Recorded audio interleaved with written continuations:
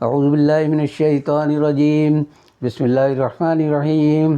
معزز خواتین و حضرات، آج گوشہ کمال کی نشست نمبر 67 یعنی 67 ہے۔ ہمارا صحافت کا سفر ابھی جاری ہے۔ اس میں مختلف ذیلی عنوانات کے تحت بہت سے معاملات اور واقعات جو میرے مشاہدات اور تجربات کا حصہ ہیں وہ آتے جائیں گے۔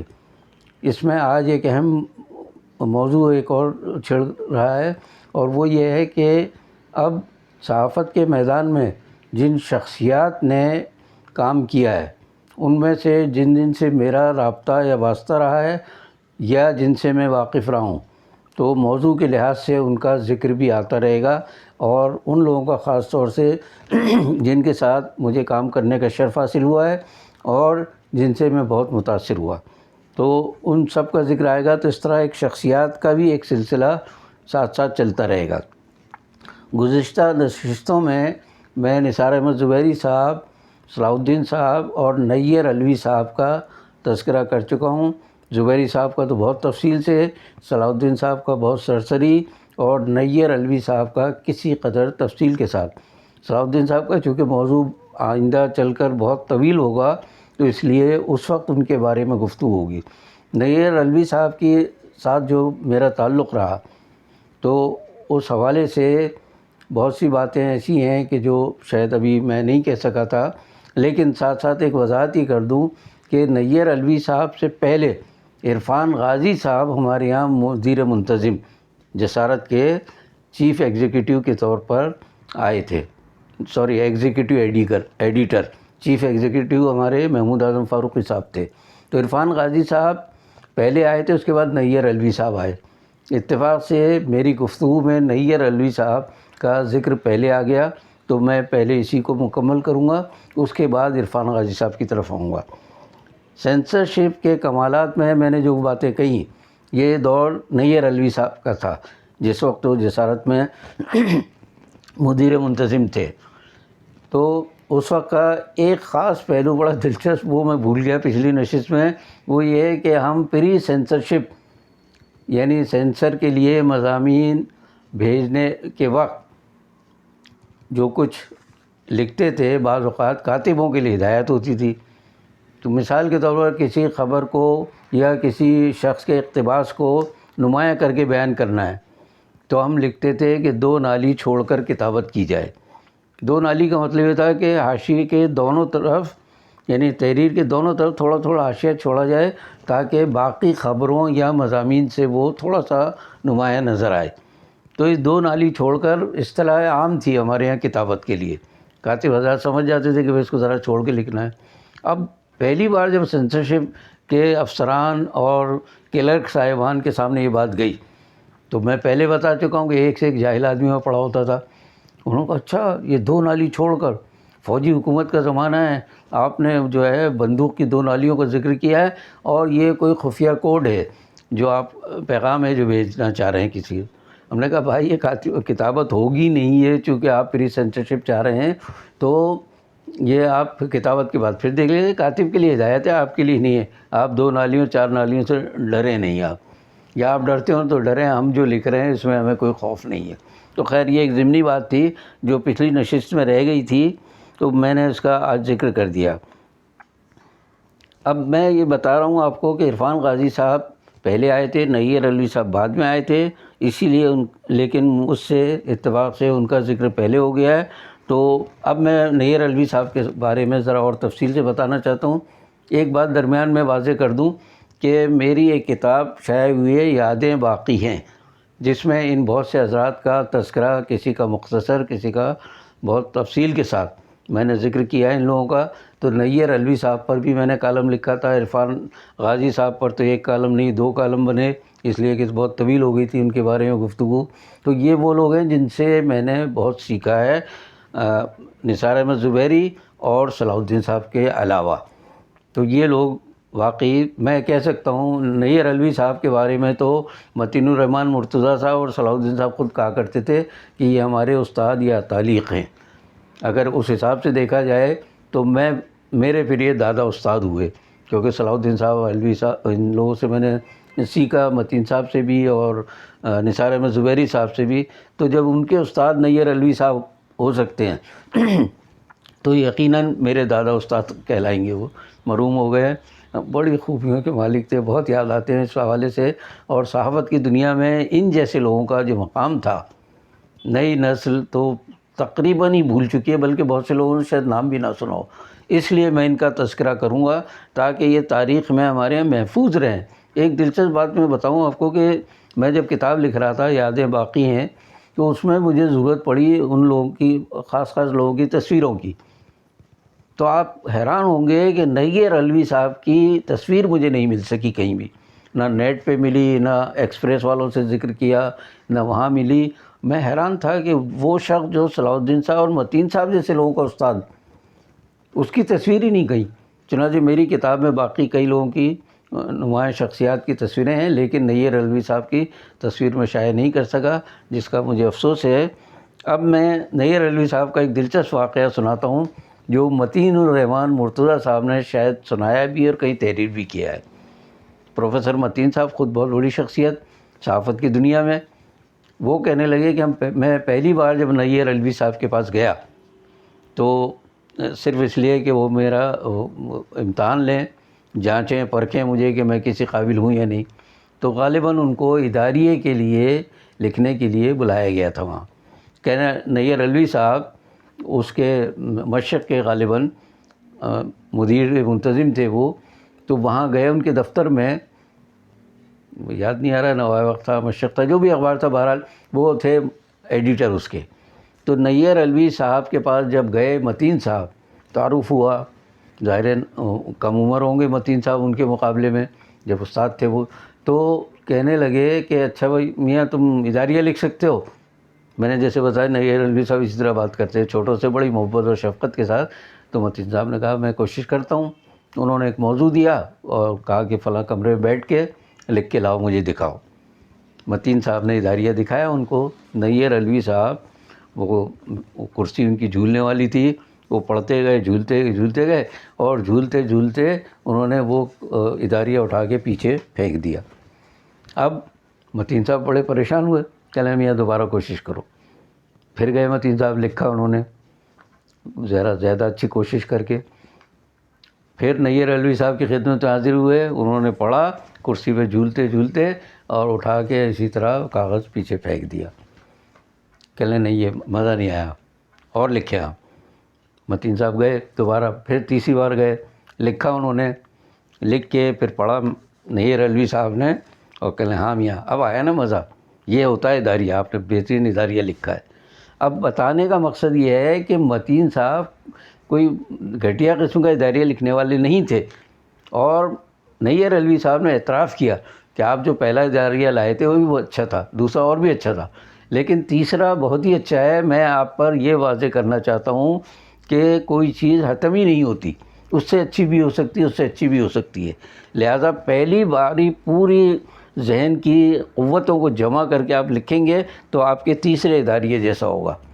متین صاحب نے ان سے سبق سیکھا اور فخر کے ساتھ دہرایا کرتے تھے کہ نیر علوی صاحب سے ہم نے بہت کچھ سیکھا. صلاح الدین صاحب نے بھی سیکھا ہوگا یقیناً، لیکن صلاح الدین صاحب کا مرتبہ پھر پاکستان کی صحافت میں بہت بلند ہوا. ان کا ذکر کسی اور وقت جب آئے گا، جسارت کا زمانہ، تکبیر کا زمانہ یا اور اخبار کا، تو اس وقت میں انشاءاللہ ان کے بارے میں بڑی تفصیل سے بتاؤں گا. کیونکہ میرا ان کا تقریباً 13-14 سال کا اس طرح ساتھ رہا ہے کہ گھر بھی آتے جاتے رہے، ساتھ کھاتے پیتے بھی رہے، کام بھی کیا، ماتحت تو تھا ہی میں ان کا، لیکن انہوں نے ہمیشہ دوستوں کی طرح سلوک کیا تھا صلاح الدین صاحب نے. تو اب آتا ہوں میں نیر علوی صاحب کی ایک خوبی پر جو مدیر منتظم کی حیثیت سے جسارت کے انہوں نے آتے ہی تیسرے چوتھے دن حکم دیا، نوٹس نکالا باقاعدہ رجسٹر میں. میرے پاس آیا نوٹس، میں نے پڑھا تو اس میں لکھا تھا کہ آئندہ ہدایتی صفحے کی سرخیاں ساری مجھے دکھائی جائیں، اس کے بعد کتابت ہوگی، اس کے بعد پیسٹ ہوں گی، کاپی پہ لگیں گی. مجھے دکھائے بغیر کوئی سرخی نہیں لگے گی. میرے پاس آیا نوٹس، میں نے دستخط تو کر دیے، غصہ تو مجھے بہت آیا. دوسرے دن لے جا کے میں نے سرخیاں نکال کے ادارتی صفحے 4-5 تو مضمون ہوتے ہیں، ان کی سرخیاں لے جا کر میں نے ایسے پھینکی سمجھ لیں نیر صاحب کی میز پر. میں نے کہا صاحب یہ لیجیے آپ کے حکم کے مطابق یہ سرخیاں حاضر ہیں. میرا موڈ سمجھ گئے وہ اور جانتے تھے بڑے جہاندیدہ آدمی تھے وہ. ارے میاں بیٹھو یار تم ناراض لگ رہے ہو. میں نے کہا جی کچھ نہیں ناراضگی بول. میں نے کہا آپ نے حکم دیا تھا میں لے آیا. کہ میاں تمہارے اوپر تھوڑی ہے یہ جو نوٹس آیا ہے اس کی وجہ بھی میں بتاتا ہوں کہ یہ میں اس سے پہلے یہ بتا دوں کہ صلاح الدین صاحب اور زبیری صاحب نے جب تک میں نے ان کے ساتھ کام کیا اتنا اعتبار کرتے تھے اتنا اعتماد کرتے تھے میری تحریر پر کہ کبھی ایک لفظ بھی ادھر ادھر نہیں کیا ان لوگوں نے. اب ظاہر ہے الوی صاحب کا جب حکم آیا ہے میرے پاس تو غصہ آنا مجھے لازمی تھا. الوی صاحب نے مجھے بتایا کہ یہاں بات یہ ہے کہ تمہارا تبادلہ اب میگزین سیکشن میں ہو رہا ہے, کچھ مجبوریاں ہیں دفتر کی, تو اب تمہیں میگزین سیکشن میں بھیجا جا رہا ہے. اور میں بتا چکا ہوں میگزین سیکشن آرام باغ میں جماعت اسلامی کے خالی کیے ہوئے دفتر میں تھا, وہ ذرا فاصلے پہ تھا. اور کہنے لگا اب تمہاری جگہ جو صاحب آئیں گے وہ ایک ریٹائرڈ فوجی ہیں, انگریزی تو آتی ہے ان کو لیکن اردو تمہیں معلوم ہے کیسی ہے ان کی. تو اردو کا ذرا سا میں ان کو آپ کو بتا دوں تو ان کی املا یہ تھی کہ سے سین سواد, اس میں کوئی فرق نہیں کر سکتے تھے وہ. جہاں سواد کی جگہ سے بھی لکھ دیں گے, وہ سے کی جگہ کچھ اور بھی لکھ دیں گے, وہ سین لکھ دیں گے وہ.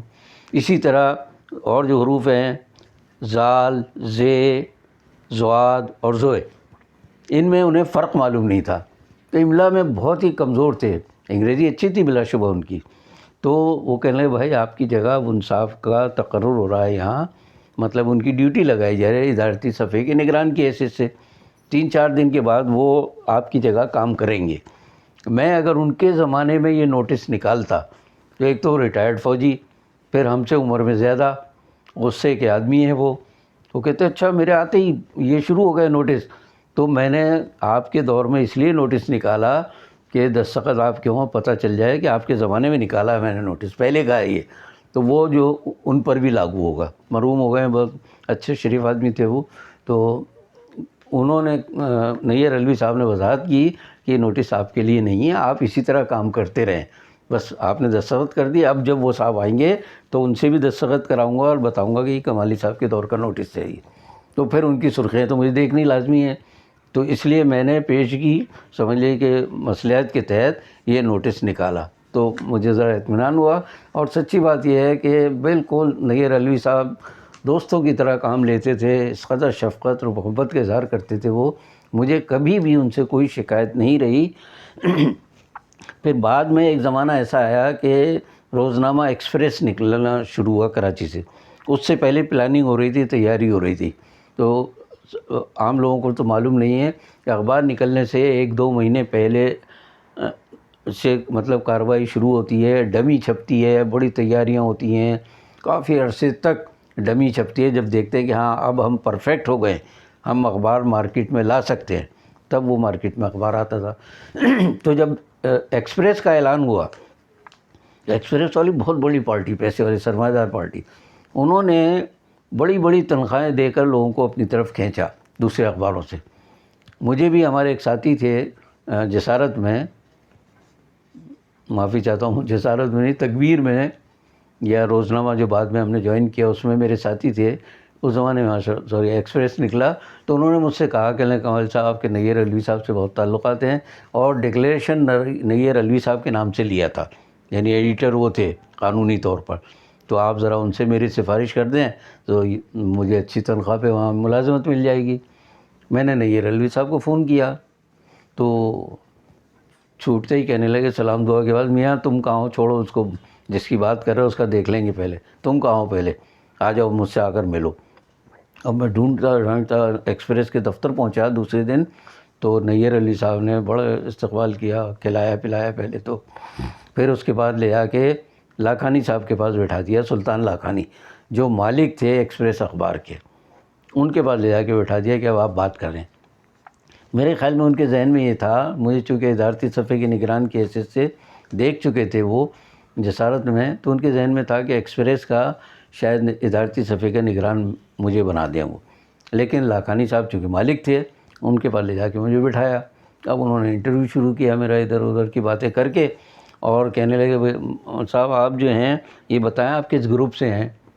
آپ کے نظریات کیا ہیں، آپ کن خیالات کے حامل ہیں، اس طرح کی باتیں وہ کرنے لگے، بجائے اس کے کہ وہ بات کرتے جو پیشے کی ہے، صحافت کے پیشے سے متعلق یا ہنر اور فن کے متعلق، اس پر نہیں گفتگو کر رہے ہیں۔ بس وہ میرے نظریات اور میرا گروپ بار بار رٹ جب انہوں نے لگائی تو میں بھی سچی بات ہے کہ تھوڑا سا پریشان ہوا، اور پھر میں نے کہا ان سے، میں نے کہا صاحب نظریات جو ہیں اخبار کے مالکان کا ہوتا ہے، ہم تو مزدور صحافی ہیں، ہم تو کام کرتے ہیں، باقی نظریات اور وہ فیصلے آپ کرتے ہیں، ہمارا کیا تعلق ان چیزوں سے؟ نہیں پھر بھی بتائیں آپ کس گروپ کے ہیں اور پریس کلب میں کہاں بیٹھتے ہیں، کیا کرتے ہیں؟ ادھر ادھر کی جب باتیں کی تو مجھے بھی سچی بات ہے غصہ آ گیا۔ میں نے کہا صاحب ایک بات سن لیجیے، آپ جو بھی نظریہ میرا ہو، یا اسلام اور پاکستان، ان دو چیزوں پر میں نہ کوئی مصالحت کروں گا، نہ مفاہمت کروں گا۔ اس کے خلاف اگر کوئی چیز مجھے لکھنے کو دی جائے گی تو میں ہرگز تیار نہیں ہوں گا، بس آپ سمجھ لیجیے۔ میں یہ کہہ کے چلا آیا، الوی صاحب کو بھی بتا دیا میں نے، تو نہیں الوی صاحب تو ظاہر ہے میرا خیال ہے مایوس ہوئے ہوں گے، لیکن میں نے ان سے بتا دیا، میں نے کہا جی انہوں نے یہ پوچھا، میں نے جواب دے دیا ہے۔ اچھا الوی صاحب سے میں نے کہہ دیا کہ میں اپنی خاطر تو آیا ہی نہیں تھا بھائی، مجھے کوئی ملازمت تھوڑی کرنی ہے، آپ نے بلایا تھا ملنے کے لیے، میں آ گیا ہوں، اور آیا تھا فلاں شخص کے لیے، تو اب ان کا کام آپ کر سکتے ہیں تو کر دیں، ورنہ مجھے کوئی ضرورت نہیں ہے۔ اور پھر ایسے لوگوں کے ساتھ میں نے، اب آج بات آئی تو میں بتاتا ہوں، میں نے اپنے نظریے کے سوا کسی اخبار یا جریدے میں کام نہیں کیا۔ یعنی اگر مجھے کوئی کہے کہ فلاں کے خلاف لکھیں اور وہ میں ان کا حامی ہوں، میں نہیں لکھ سکتا، اور کوئی کہے کہ فلاں کے حق میں لکھیں کہ جس کا میں مخالف ہوں، میں نہیں لکھ سکتا۔ ورنہ پاکستان کی سیاست اور صحافت میں ایسے ایسے جید لوگ جن کے نام ہیں، لوگ چومیں ان کا نام لے کر انگلیاں چومیں اپنی، لیکن ان کا یہ عالم کہ ذرا پیسے کی ادھر جھلک نظر آئے ادھر جاتے ہیں، ادھر نظر آئے۔ میں نے تو کبھی پیسے کی خاطر کبھی مفاہمت بھی کبھی نہیں کی۔ میں اس لیے کہتا ہوں، مثال کے طور پر بھٹو ہیں، زرداری ہیں، نواز شریف ہیں یا موجودہ حکمران ہیں، ان سب کے بارے میں میری ہمیشہ یہ رائے رہی کہ یہ عوام کے ہمدرد اور حامی نہیں ہیں، یہ اپنے اپنے مفادات کے بندے ہیں۔ اب میں کسی ایسے اخبار یا رسالے میں جاؤں کہ جو مجھے کہہ دے کہ صاحب وہ بھٹو شہید کی برسی آ رہی ہے تو ان کے لیے آپ ایسا عمدہ سے ایک مضمون تیار کر دیں، تو میں تو نہیں کر سکتا، اس لیے کہ میں نے ساری عمر مخالفت کی ہے۔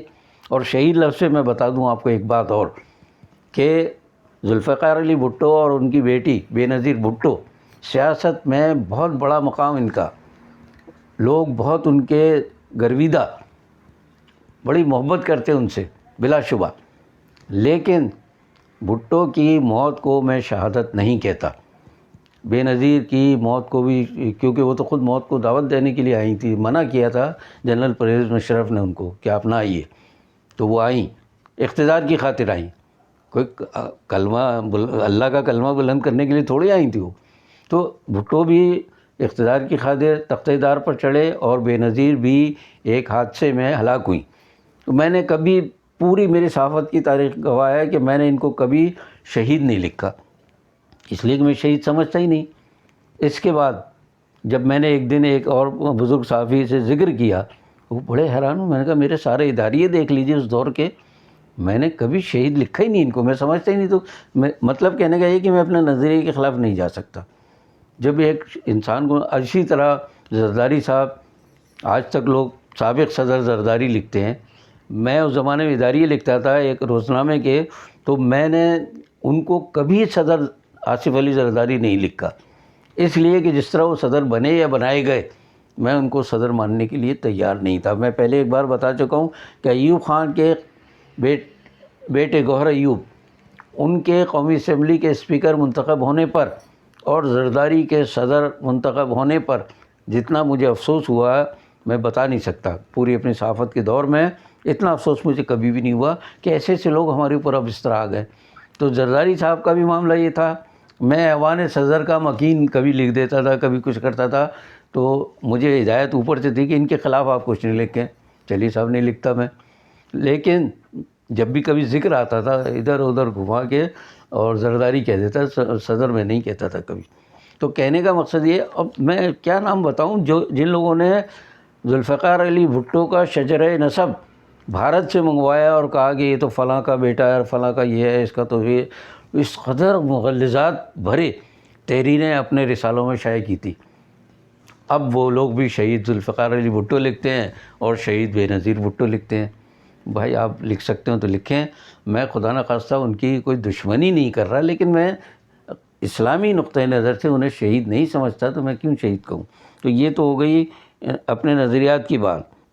تو میں یہ رہا تھا کہ میں نے اپنے نظریات کے خلاف کہیں کام نہیں کیا۔ میں اگر ٹی وی چینل میں ہوتا، فرض کیجئے پروگرام آ جاتا بے نظیر صاحبہ کے کراچی میں حادثے کا، جس میں وہ پنڈی میں حادثے کا، جس میں انہیں قتل کیا گیا پلاننگ کے تحت، جس نے کیا وہ بھی سب کو معلوم ہے، تو مجھے کہا جاتا کہ جی ان کی شہادت کا دن ہے اور آپ یہ لکھیں وہ لکھیں ان کے لیے، تو میں انکار کر دیتا تو ایسی ملازمت سے نکالا جاتا، حق میں لکھ نہیں سکتا تھا۔